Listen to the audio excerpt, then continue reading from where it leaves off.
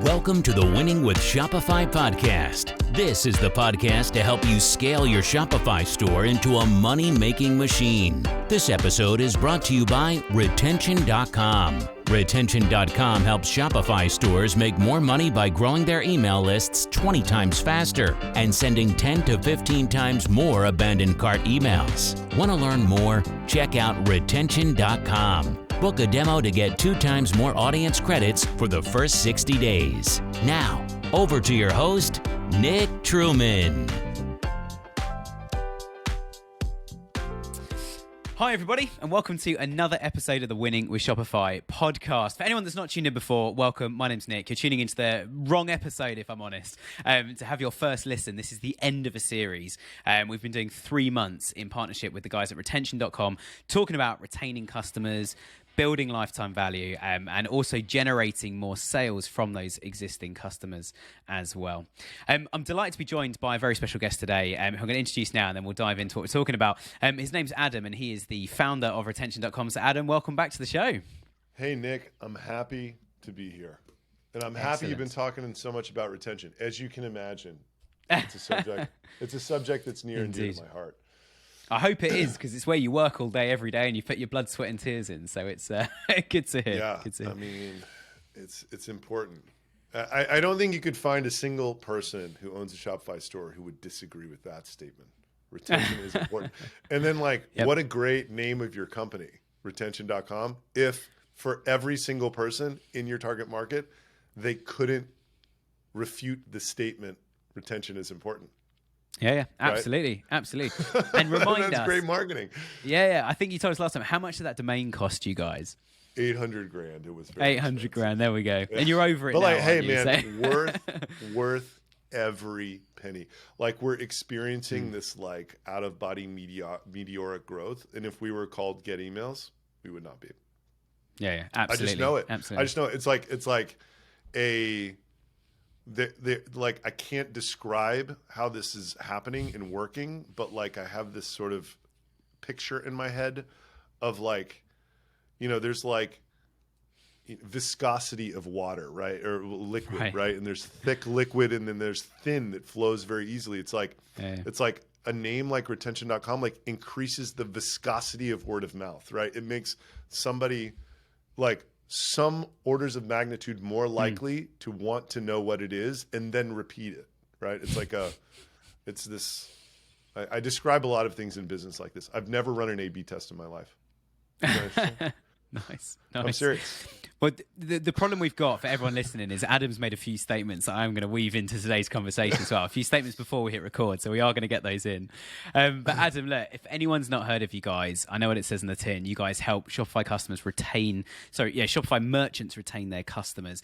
Give us a quick overview. What is Retention.com? How does it work? And what was your background before you were doing this? Sure. So the core product is identity resolution, but that's not the application, if that makes sense. Mm-hmm. What identity resolution is, it's the ability to identify people on your website. The 2 applications, which are absolutely killer, are we help you identify email addresses of people that don't fill out forms, 40% of your US traffic, which is 20 times better than a form. And then a problem that people don't know that they have is that cart abandonment flows through Klaviyo are absolutely the most lucrative thing you could possibly send. The only people who are receiving those are people who are logged into your store. Yep. Which is only 10 to 15% of people who are putting things in their cart and bailing. Now, if you think about everything that went in, basically everyone listening to this, your entire life is trying to get people to hit that add to cart button. Right? Everything that you do. It's like I listened to this podcast with Joe Rogan, and he was talking to this guru who's on a campaign about topsoil. And it's impossible to argue that everything doesn't start and end with soil. In e-commerce, everything starts and ends with that add to cart button. If you really think about it, nothing else matters. And you're going to let 9 out of 10 people just walk. No way. Right? Absolutely. You have to use technology like this. And we're the first people to show up with it in a mass market way. So those are the 2 problems that we solve, and nice. We can move on. Nice. No, it's why we've got you guys on. It's why we're doing this. Why we've come to the end of this series. We've been doing with you guys for 3 months. It's one of the longest series we've done, but it is so important. I think just to add my own analogy on top of that, and I talk about this a lot on the podcast, is if you imagine your customer base like a snowball, the bigger that snowball starts to get, the more money you should be making. And I think, as you say, Adam, one thing is getting more snow on the ball, and the second thing is getting that ball moving faster. So that's getting more customers in through the identifying who they are, and the second thing is getting more from them as well. So then actually converting those email addresses into traffic. Now let's get the elephant out of the room. I'm British. I'm sitting here just outside London in the UK. We're not allowed to use retention.com, are we? Well, you can use it for your American traffic. It's not illegal. Like these are like local legislations that have to do with local internet. So like a lot of UK businesses have a substantial market presence in the US because the US is such a big market.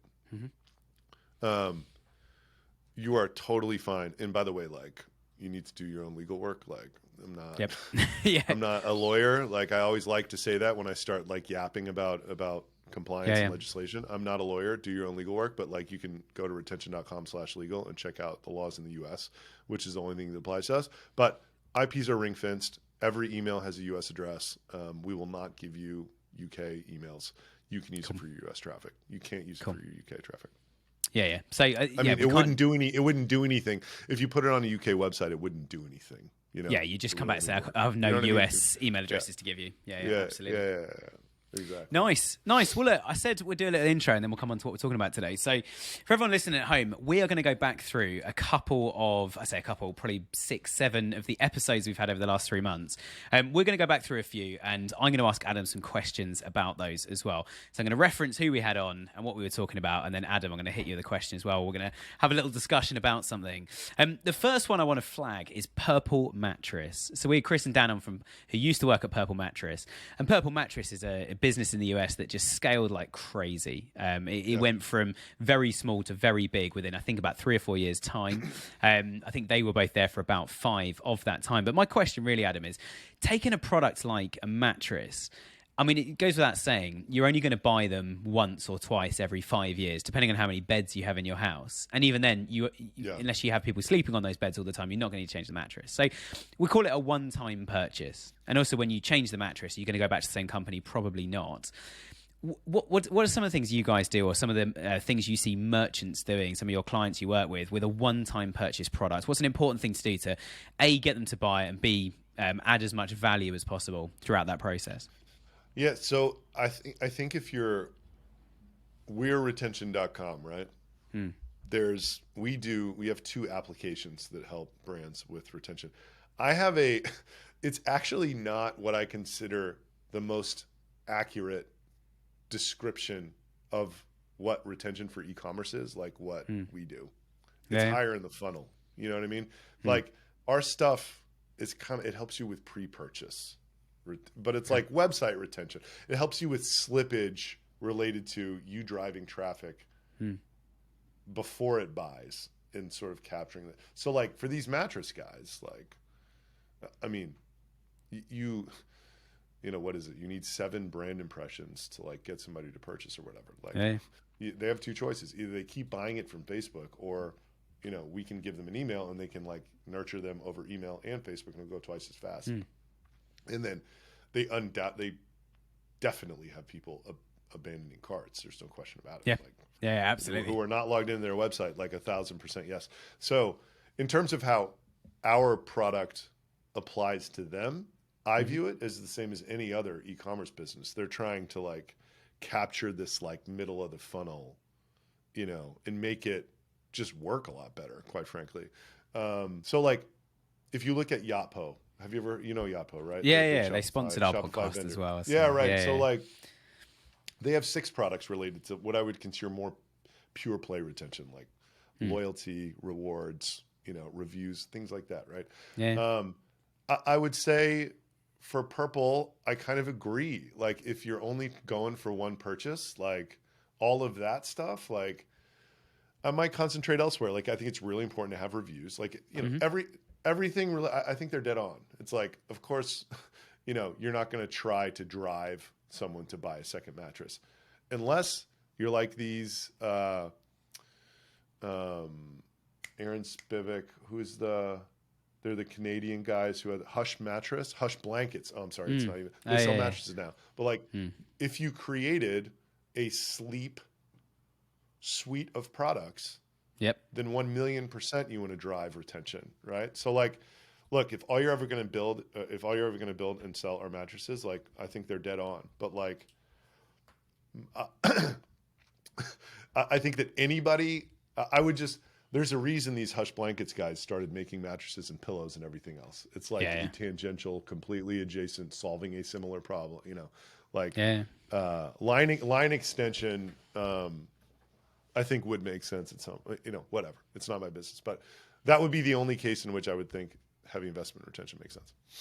Yeah, absolutely. I love the fact as well you've split retention into two things. So one is almost like retaining their engagement, their attention of the customers to get them to continue to engage until they purchase, which is where you guys can obviously get hold of the email address early. Or like you say, unfortunately in countries like where I am, we have to keep paying Facebook to do that sort of thing. Or, which we did have another guest on, over the last few weeks, talking specifically about user experience on the site. Make it so good people want to come back. We're going to talk about what to put in an email a bit later as well, because I think that's an important point to put on this. Certainly, whether it was abandoned basket or it was abandoned basket with login, either way, if you've got their email address, you then need to tell that story. And I think we should look at that story in a minute. But I love the idea of this, the suite of products. And offering additional products and that sort of thing certainly works quite well. But I think, as you say, the USP really is there, isn't it? If you have 40% of email addresses of 40% of your traffic that's been on the site, you're gonna get some sales, unless you're a complete idiot when it comes to email marketing. Well, I mean, idiot's a strong word, right? Like I think if you can very be British word as well. Yeah, but like you can be. To me, it's like people like our product. If you are already crushing it, it will make you crush it so much harder. I think a lot of things exist in the world like that. And it's like the nature of companies scaling. Like you can't give good advice to a bad business. A bad business is like pre-product market fit, right? So our product is one of those things that the harder you're crushing it, the harder it will crush for you. True. Because like the more amplification, like the more money there is, the more money can be amplified. Like 100% growth rate of $400,000 a month of abandoned cart revenue is much better than 100% growth rate on $400 more abandonment revenue. So like, this is what I always say about our product. It's like, if you don't have traffic, we can't resolve your anonymous traffic. If you can't convert email, then at some point you will stop paying for email addresses. Does that make sense? The idea of growing your list is very seductive in the beginning. So it's like the people who want, right? Like the internal desire for our product the most is right when they start, because they're like, I want a fucking email list, right? Like I need it, right? Because they hear email marketing, this, that, and the other. But it's like it doesn't work for them because they don't know how to convert email yet. They don't have an email list. Of course they don't know how to convert. So it's like kind of like, and I think it kind of.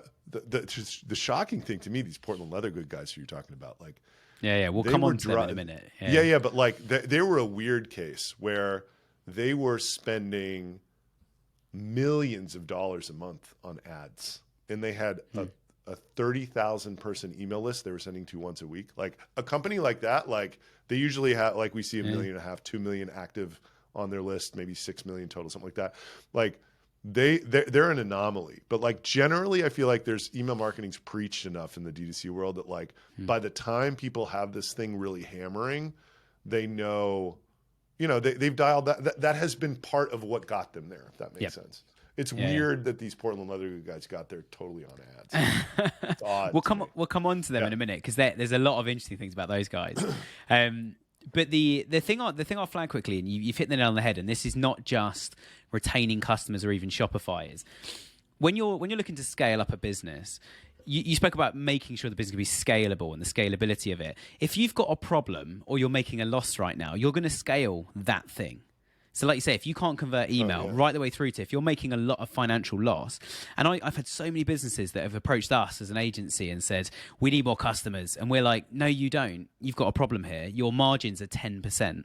Yeah. I'm not going to be able to sell your product and get you a 10-to-1 ROI to break even, might I add.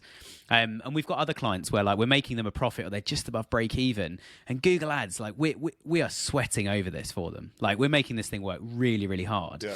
And then they're there going, oh, we just break even at the end of the year. And we're like, but no one's bought a second time or a second product from you. That's the problem. So if you were to scale that up, say you took it from $1 million a year to $20 million a year, but you've made a loss of $100,000, you're now making a loss of $2 million. You've got a scaling problem. And also, as you scale, things are going to get more expensive. You need way more resource in so many different areas. So I think the scalability especially is such an important one. It's one of the first things I always say to Shopify store owners is you need to nail what your product is, who you sell it to, how you sell it, and what makes people buy and what doesn't make people buy. And if you need to spend some money to find that out, get spending and find out. And then they need people like you and us to really grow them from there on, I think. Yeah. It's hard when people turn to you and say, we're not making enough money, so we want retention.com for more email addresses to make more money. And you're like, but you're going to pay us, then you're going to have to pay more for your email because you'll be sending more emails, you're going to need more segmentation, all the rest of it. But you're not making any profit already. You're going to add all these extra costs in. It's not really going to solve your problem, is it?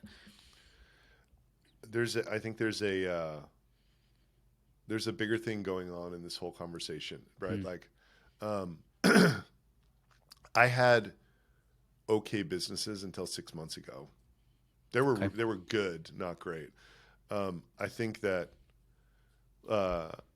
so few people have experienced what it's like to be inside of a great business that it's very easy to look at what great businesses are doing and think that you should do that to an average business. You shouldn't. True. Like, you should only scale a great business. And what a great business feels like, this is what this guy Santosh, who works for us now, he like built Zoom Info and 3 other data unicorns. He's like, I've worked on a lot of companies. The ones that are great, every single door you open, there is a beaming, glowing light of opportunity to the point you can't believe it. Like, we're on calls every week and we're like, I cannot believe that this is like 3 times what I thought it was last week. Right? Like, it's just incredible. Right? And it's hard to describe what that's like. Like, like every problem we're trying to solve is literally because we're drowning in demand. It's not because our supply chain's fucked and we can't meet the demand because of that. It's literally because like people are pulling it out of us so fast that we need to hire talented people to deal with it. Because Diane and I are getting, so it's like, that is a different problem than someone coming to you and saying, I need better margin. You know what I mean? It's like these fun, like when someone comes to an agency with a like we go to agencies and we're like, we think that if we rebrand, it will make this thing even more ridiculous, right? Like, it's like the visualization I have is like, there's a dam and it's like a walled up demand and you're just, a great company, you're pulling bricks out and like the water starts coming through and you're just it's like you're not repairing the dam, right? Like it's 2 totally separate problems that a great business has and an average business has. And if what you're doing is solving problems, please don't scale. It will just ruin your life. Like if literally what it feels like is everything you're working on is just like pulling another brick out of this dam and water is just pouring through it as fast as possible, scale the shit out of it. Work with a guy like you will be able to take a company like that and make them look heroic. Right? We've just got a new client in that's got exactly that. They're getting a 16-to-1, and we said, "Why are you reaching out to us?" And they were like, "Our current agency can't grow us anymore." And we're like, "Great, that is an awesome problem." And we had a look at it and basically worked out your current agency are rubbish and they don't know what they're doing. And some very simple changes don't get me wrong, on Shopify, why don't we install Google Analytics and get some e-commerce tracking in there? You'll make way more. They're making a 16-to-1 without that. And their margins are like 50%. I mean, that's so, and we can scale that. But like the message is like businesses like that exist and they're possible. That should be the bar before you decide to slam your foot on the gas. Absolutely. You know what I mean? Like something like that, right? Like if the problems are so fundamental as we need more customers or like we have negative gross margin, it's like, man, back to the drawing board, right? Like this is not something that needs to be bigger at this point. The world is sending a message to not do that, right? Yeah. But it's yeah, like, dude, absolutely. it's your ego, it's patience. It's like, look, I've been there. Like, you know what I mean? Like, I know what it's Yeah. like. Like, I've been an entrepreneur for 10 years. It's been going incredible for 6 months. Right? Like Very honest like of you. 1/20th of the time that I've been doing this, it's been great. The other times it's been varying degrees of me pounding my head against it. Yeah. I'm similar. I'm 15 years in, and I would say the last 3 years have been awesome. Before that, it was... No, but this is the journey that we're on, right? Like Exactly. this is what we do, and it's like trying to convey this message that there's nothing wrong with that. But absolutely. It's like just if you try to get ahead of yourself, you will make your life fucking miserable in like so many different ways, right? Yeah. Like, anyway. Yeah. That's anyway, my 2 we cents on digress. that. But no, all really useful. I think that the last point I'll make quickly about Shopify stores as well, when you talk about like, is this thing scalable? The last thing that springs to mind that I want to flag quickly, and it'd be good to find out how this applies to your customer base, to your merchants you work with on Shopify as well. I think a lot of merchants get very tunnel visioned on something like they think a business opportunity is, I could get this product, sell this product, or produce this product. And even if all those things were true, what they don't look at is they don't go online and go, okay, we're going to sell hats, and there are billions of companies around the world, maybe not billions, but at least tens of millions selling hats already. Yes. There's nothing different about ours. And if, in fact, and we've had this a little bit in the past where companies have approached going, we've got £10 million or dollars worth of investment, like we want to spend it all on marketing, let's go. And we're like, there's nothing unique about you. And in fact, you're buying the product from the same factory in China as everybody else. And it's the same color. Did you design this yourself? No, we didn't even have to do that. Everyone like uses the same design. You're like, there's no reason to come to you. Right. You're more expensive. You're less experienced. You've got no reviews. Like, there's no USP on this at all. Whereas, a bit like we were saying before we hit record on this as well, and I think it's a good time to touch on this for you guys, is I asked, and just for everyone's benefit, I asked Adam the question before we hit record, like, what happens if they change the compliance rules and you guys can't sell or grab email addresses and sell those email addresses on before? Does retention.com fall apart? But I think it's a really valid question as well, looking at it from a merchant point of view. We're changing topics to this right now. We're going into this. Okay, Let's great. do it. Let's do it. I love this topic. I'll say what I said to you. Yeah. So if you think that that's the case, it should give you even more reason to use this now while you still can. They're not going to make a law that makes it illegal. They're not going to make a law that basically says you're in trouble for something that was legal before that is not legal now as the brand. So by the way, like, first and foremost, I have spent probably 100 hours with attorneys that are $1,000 an hour examining every single corner of this as not a lawyer. The people that are afraid of it have not spent $1 or 1 hour. So anytime that an expert has an understanding of something that's totally different than the masses, which have done no work on it, that makes me feel pretty good. Another thing that I love about it selfishly is it keeps people out of the market that we're in because they're afraid of it and they're afraid it's going to change. Like, look, here are the facts. It is a fast moving area. That is for sure. It is very difficult to understand. That is for sure. The third fact is all of the good brands, it's made it totally through their legal, and we have not been shut down by one legal department. Those are 3 facts, right? The moral of the story for the merchants is, like, look, if it becomes illegal, I'm screwed. This company that I think is going to be huge will stop existing, right? Like, I have no investors, so they're not going to be fucked. It's just going to be me and my, but like, I don't believe that's going to happen. The merchants, they're not going to be affected at all. They just won't be able to use our technology anymore. If they'll just walk on to the next thing. But like, look, at the end of the day, these legislations at the state level, this is my interpretation. It's all like, first of all of the state level legislation is 25 million in revenue and above. This is something that's totally misunderstood by almost everybody. Like, I imagine most of the people, there are probably some stores that have more than 25 million that are listening to this. Yep. My sense is that most of the stores that are listening to this have below 25 million in annual revenue. I would guess. So, like, by the way, this California stuff doesn't even apply to you. So, like, That's number one. Number two, if you want to be hyper careful, this idea of consent is what's driving all of this. There's an app called Cookie Pro.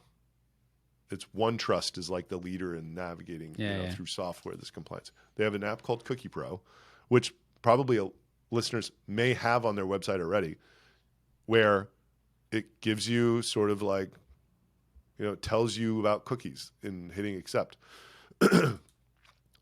We have 2 sentences in our dashboard that very accurately describes what we do. And people accept that Cookie Pro thing with like a 98% opt-in rate, right? Yeah. They're literally, so you can literally get people to opt in to doing this, which like, that is, you know what I mean? Like there's no gray area anymore when people are opting into that, right? Yeah, like, yeah, absolutely. It's so anyway, and why I feel comfortable, just as the last thought, is like the law is moving in a way that just doesn't touch what we're doing. Like email is, there's no scenario where at the federal level it becomes opt-in. That's just the reality. They reviewed CAN spam in 2019. They got bigger fish to fry. They're doing, it's just, it's changing, but it's like the oil tanker is like moving in a direction away from where it would matter to us. It's moving and it's moving fast, but like it's not moving this way, right? Like, so I think that's a good metaphor. But yeah, if you're worried about it, use it now while you can. That's my only, my only advice. Yeah. And I guess the other thing as well is as soon as, if people use it today and say in 3 weeks it was all banned and they couldn't use it anymore, retention.com shut down, even then, over those 3 weeks, anyone that has purchased the product, opted into marketing, you've got them all anyway. There's no reason not to give it a go, I think. And, exactly. If you're afraid, which you should not be, but if you're afraid, then use it now while you can, right? Like, absolutely. Cool. And bringing that round to, I'm gonna tie this in really smoothly now to our next question about one of our other guests we had on in the last few months. Postscript we had on, and those guys were talking a lot about SMS marketing. So you mentioned a few interesting things before we started recording as well about SMS. How does retention.com deal with it? Because you can't, you might have the information, but you can't sell phone numbers, can you? So SMS is double opt-in. Okay. And what does that mean to someone that's never heard double opt-in? So like, in order to send a marketing communication over SMS, you need to have a saved, like they need to have opted in on your website, and then you need to send a message to them and ask them again over the SMS channel to say that they want to receive these communications. Double opt-in rate's pretty good. I mean, if you gave them your number on the website, pretty high odds you'll also give them on the phone. But that's the nature of it. Email is not that. In the US, it's not even required that you have a first-party opt-in period for email. So it's totally different in terms of compliance. And the carriers take this stuff very seriously. Like the carriers in the US, it's like if people are complaining about your SMS that you're sending, it can be a very big problem. So the vendors who facilitate SMS, like Postscript, have to be very strict. They should. So I've talked about shifting to our product, and because that was a question you asked. Yeah. We solve 2 problems, right? We solve for that first problem that I said, which was growing your email list. For people that don't fill out a form, can't do that. We cannot give you a phone number of someone that doesn't fill out a form, because that doesn't meet these laws. Everything we do is super compliant. Like the reason we give email addresses is because it's legal, right? Like we don't give phone numbers because it's not legal for you to send to these phone numbers. However, there is for the other application, which is audience expansion for abandoned carts, is the way to describe that, right? Like we're allowing more abandoned carts to get sent. They're getting sent to 2 audiences. One audience is the audience that's like the top of the funnel product of people that is not on your list yet, right? People that are not on your list yet. There's another audience of people that are not logged into your website. It's people who are on your list, but they're on a different device and they're cruising around looking at stuff, putting it in their cart. For those people, another thing identity resolution does is it ties everybody's devices all to one identifier, right? Nice. So that's cool. Adam on a laptop is also Adam on another laptop, is also Adam on my phone, is Adam on my tablet. So that's a large percentage of people that are abandoning, that are not logged in. So we can send an event to Attentive and Postscript to start a flow for those people, and it's incredibly lucrative. It's like a great, it's a tiny sliver of what we do, but it is like for anybody who sets it up, they're glad they did, kind of thing. Yeah. Because it's real. It's nice, very incremental. Cool. And I think, I mean, certainly tying the devices together, I mean, that's something we're going to mention them a few times. I'm going to talk specifically about them at the end. Is Portland leather goods. One of the things that they were saying is that they've almost done away with attribution because of exactly what you've just explained. People changing devices, clicking through to a site from different places. We had a client who they were saying that PPC wasn't making enough money. So what we did is we said, right, turn off your 15% of your first order pop-up. And PPC revenue shot through the roof, ROI went up, but total revenue was down. And what it was is people were coming to the site and it said, get 15% of your first order if you give us your email address. So they gave the email address, they got 15% of their first order. Yes, they're in the UK and we couldn't use retention.com. But because of that, as soon as we turned it off, email plummeted and so did direct. And it's because people were coming in from advertising, getting an offer, but to get the offer, you had to then click on an email or something else. So it was the whole attribution model. And the guys at Portland Leather Goods were saying they're almost getting rid of it for exactly what you've just described. You're moving devices, you're shopping around. You mentioned earlier about 7 touch points to make a decision to buy something with a brand. Yeah. So you've got to be all over the place to do that. But as you say, the more you can control those in your own domain, and I don't mean like a website domain, but in your own sphere, is through things like email and SMS to actually get that message across, which is a much more powerful way of doing it. Yeah. Plus, going back to the be a great business, if you've got a really good brand, people are just going to remember. It's that sort of thing of, I'm looking for a new laptop bag, and I've been on several websites, but there's that one I can't forget. I just keep, if I don't buy that product, I'm going to kick myself because they had a good brand, good product, and it ticks all the boxes. But it might be a bit too expensive, so I'm going to think about it for a few weeks. Then I'm going to come back and buy it. Let's face it. So I think there's that whole user journey, isn't there? And I think if you guys can connect that up by going, well, we've got your email address, you've bought from us before, and now we can send an SMS or something as a result of you going through the cart today. It's a really powerful way to just almost just tip them over the edge. They've done everything to make a purchase apart from actually put their card in. That's what those behavioral, that was the magic of Klaviyo, right? Like it made it easy to do that. And those are the most timely, personalized communications you could possibly send.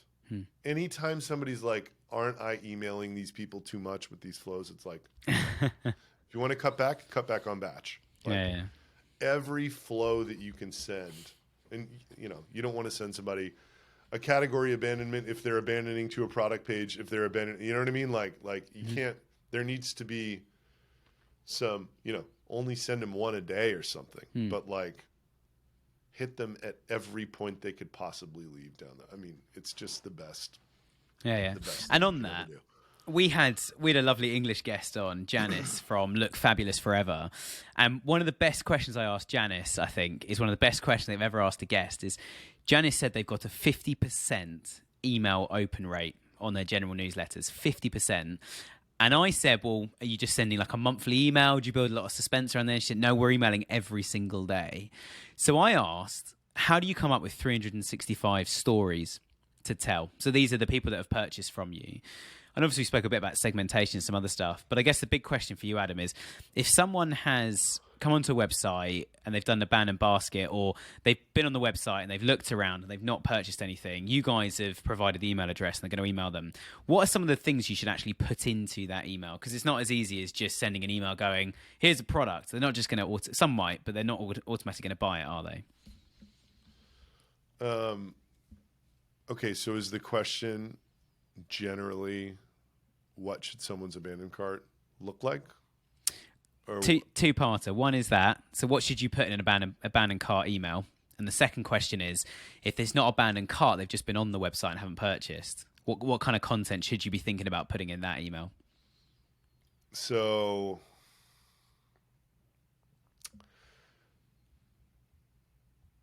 I think with abandoned carts, you can get very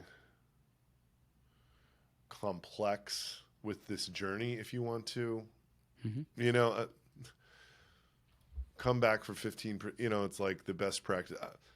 Like I'm sure if you just like searched Google, what should I put in my abandoned cart flow? Like you would get pounded with like very similar information. I don't really have insight beyond that for what people should be doing. I think I guess the abandoned cart one's easier, isn't it? Because what they've had in the cart, they've abandoned it. Yeah. It's like what I think the bigger question that like, but I would say as it relates to our product, if we're expanding the audience of an abandoned cart email, you don't need to change that at all. Just do whatever you're doing before and like hit these other people with it and it will work. Yeah, a much bigger audience. Yeah. Right. What is because it's not that different, right? Like what is different is like these people at the top of the funnel, someone who filled out a form on your website should definitely be treated differently than someone who did not, right? And like it's a perplexing question when you're sitting there asking yourself, how do I address these people? Yep. What we have found to work in that situation is if you just take your existing welcome series, which like there's best practices out there for that. I mean, I think there's a thanks for subscribing. Maybe it has a coupon on it. Maybe it doesn't. Then like maybe there's like the brand story is the second one, or like the best sellers is the third. Like there's, welcome series that work, right? Like, we find that our technology works incredibly well by just copying that welcome series, pasting it, and changing the subject line of the first email to thanks for stopping by the site and letting it rip. And then if they engage with any of the first 3 emails, put them in your daily newsletter. And if they do not, unsubscribe them and stop contacting them.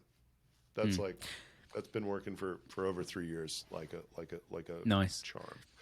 And I think it in a way, it almost sounds counterproductive to say to someone in marketing, if they don't respond, just unsubscribe them, doesn't it? I mean, there's elements of you could email them a special offer, wait till Black Friday, wait till Christmas campaign, something like that. But generally speaking, I've definitely seen it where you can do more damage by over emailing than you can by under emailing. But I think there's also an element of, as you say, hit them as much as you can with the relevant messages.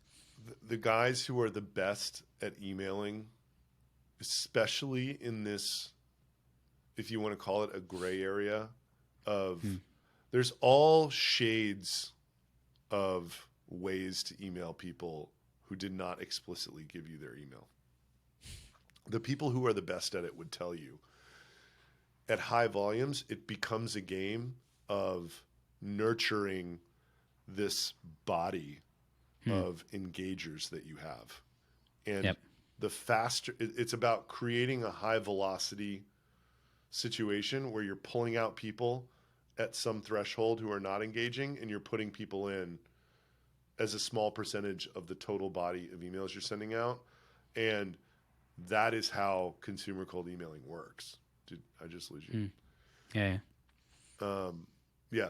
So sunsetting an email, like email deliverability, is all about getting rid of people who are not engaging and, trying to grow your group of engagers. So it sucks. It's painful, but it will work better. Like maintaining good list health is far better than not doing that. Absolutely. Well, look, we're running out of time a little bit, but I don't want to finish, and we cannot leave without talking about Portland leather goods, as we've mentioned a few times. For anyone that didn't catch that episode, that is genuinely one of the best episodes we've ever had on the podcast. These guys are absolutely nailing it in terms of what they're doing. Adam, over to you. Tell us about Portland leather goods. So like I met these guys, Triple Whale, who I'm sure everybody knows who's listening because they're such a prevalent brand in the Spotify ecosystem. I'm friends with these guys and I sponsor all their physical events. And I went and spoke at this, they had a Blue Whale Group mastermind, like 5 to 50 million in revenue or above 5 million or whatever. These Portland Leather Goods guys were presenting. And like this guy Curtis was like, we're growing 100% a year. You know, we did 35 last year. We're going to do 70 this year and 140 next year.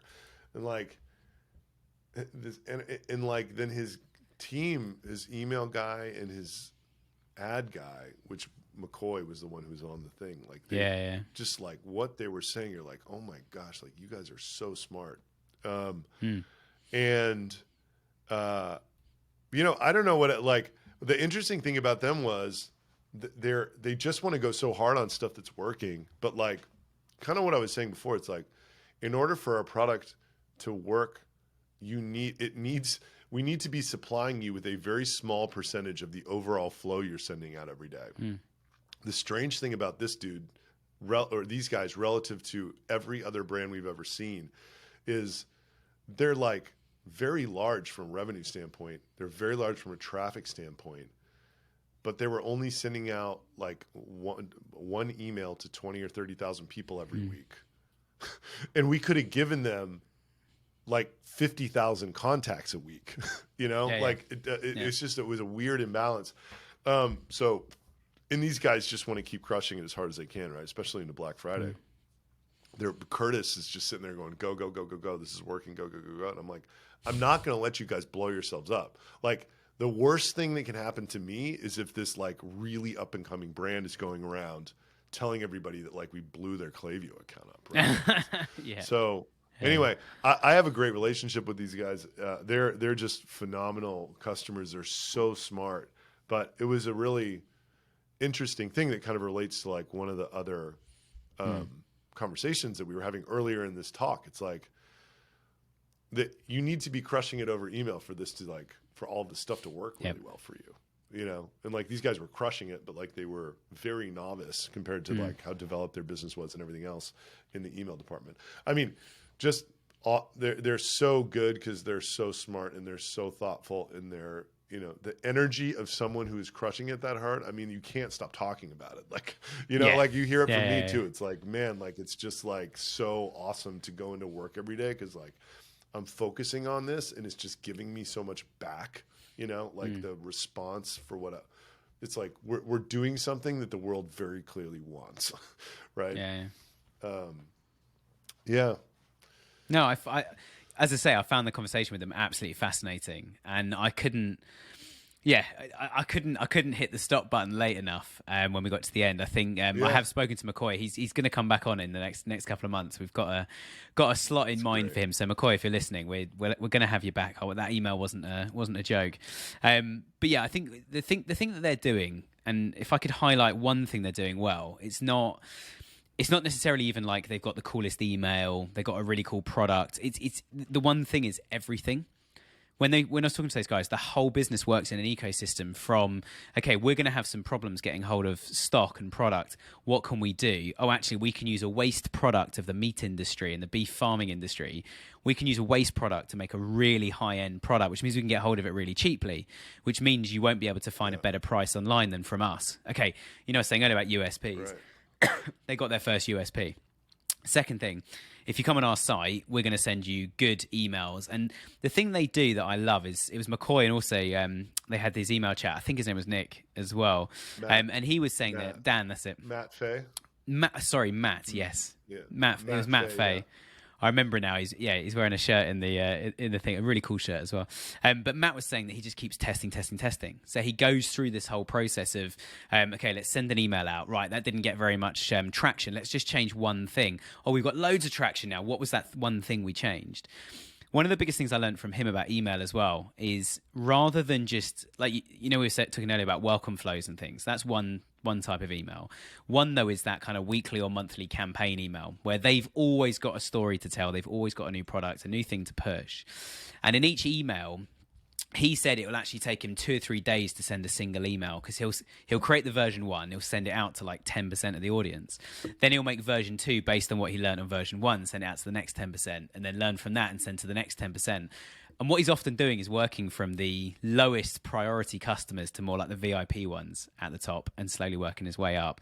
But yeah, if you didn't catch that episode, anyone, go back and check that episode. It was absolutely amazing. And we're going to get McCoy back on as well in the future.